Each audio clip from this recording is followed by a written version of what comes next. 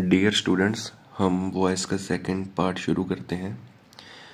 Future tense में क्या होता है? Subject will shall plus V1 plus object. Object as it is front में आ जाएगा, सब्जेक्ट बन जाएगा। सब्जेक्ट पीछे जाके ऑब्जेक्ट बन जाएगा।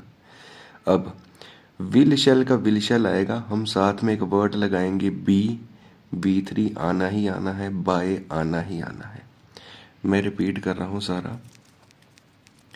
अगर सेंटेंस में विल शैल और V1 है तो विल शैल आना ही है, एक बी वर्ड यूज होंगे, V3 यूज होगी और बाय यूज होगा।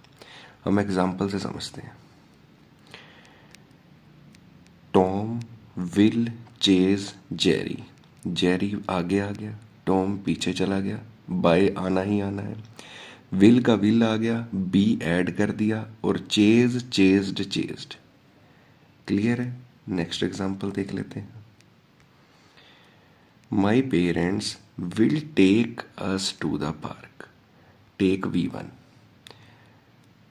अब वी अस का बन गया we shall be taken to the park by our parents. ये मैं सेपरेट से भी समझा रहा हूं, इसमें दो ऑब्जेक्ट है, ऑब्जेक्ट 1 ऑब्जेक्ट 2, तो वो हमारी नेक्स्ट टाइप है।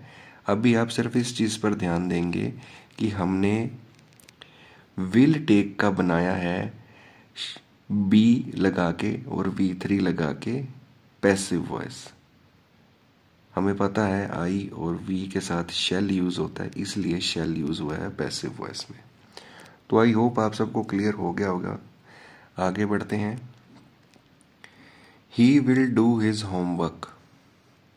He will do his homework. Homework object आगे आ गया, will be done by him। ठीक है जी, आप इसे his homework भी लिख सकते हैं, ये पूरा ही ऑब्जेक्ट कंसीडर किया जा सकता है। His homework will be done by him। आगे बढ़ते हैं, बस ये हमारा लास्ट रह गया रूल। अब future perfect tense will shall have और V3 लगा होगा, हम will shall as it is लगा देंगे, हैव एज इट इज लगा देंगे, बीन वर्ड एक्स्ट्रा ऐड करेंगे, V3 और बाय। देख लेते हैं। Ashok will have written a letter. Will आ गया, हैव आ गया, V3 आ गई। अ लेटर सब्जेक्ट बन गया, विल हैव बीन ऐड कर दिया, रिटन बाय अशोक। रिपीट कर रहा हूं, ध्यान से देख लेंगे सभी बच्चे। Ashok will have written, V3 आ गई, अ लेटर। अ लेटर बन गया subject, will have been extra add कर दिया, V3 का V3 as it is, by Ashok. देख लेते हैं अगली example. Children will have eaten all the cakes. Will आ गया, हैव आ गया, V3 आ गई। All the cakes will have been add कर दिया हमने, V3 का V3 as it is, eaten by the children. Clear है सबको? अब जो मैंने आपको बताया था, कुछ सेंटेंसेस में दो ऑब्जेक्ट होते हैं, तो उनकी पैसिव वॉइस कैसे करेंगे मैं दिखा देता हूं। He gave me a book. यहां मी भी एक ऑब्जेक्ट है, ए बुक भी ऑब्जेक्ट है, तो उसके दो पैसिव बनेंगे। एक बार हम ए बुक को कंसीडर कर लेते हैं ऑब्जेक्ट, देख लेते हैं।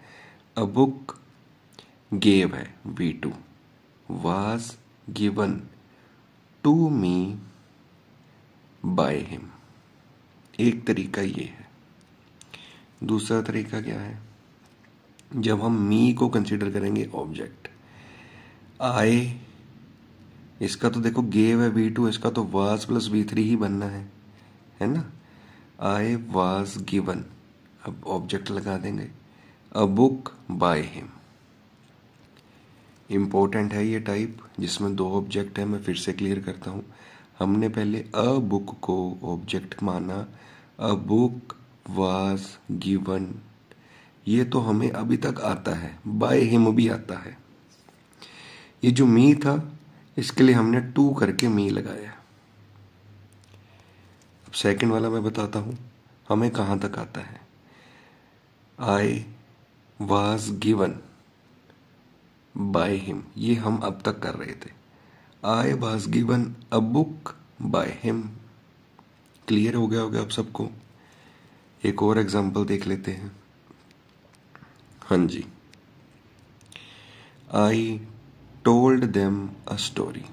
मैं आपको बता देता हूं, अ स्टोरी ये V2 है, was told to them by me.